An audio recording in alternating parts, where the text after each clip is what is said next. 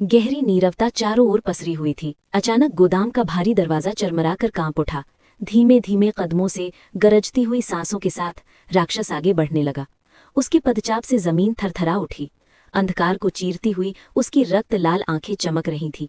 उसका विशाल शरीर मानो मृत्यु का संदेश लेकर आगे बढ़ रहा था। कोने में छिपा अनिंदे ने सांस रोक ली। उसे पता था यही वो पल है जिसमें जरा सी देरी भी मौत के बराबर होगी। जैसे ही राक्षस ने गोदाम के भीतर कदम रखा, अनिंद्य का हाथ अचानक झटका खा गया। एक ही झटके में उसने चारों ओर लटकते पर्दे खींच गिराए। क्षण भर में ही गोदाम के भीतर रोशनी फूट पड़ी और हर आईने से झलकने लगी उस दानव की भयानक शक्ल। राक्षस जड़ हो गया।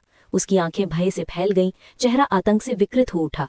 वो अपने ही भयावह रूप के असंख्य प्रतिबिंबों के बीच कैद हो गया। धीरे धीरे उसका चेहरा बदलने लगा।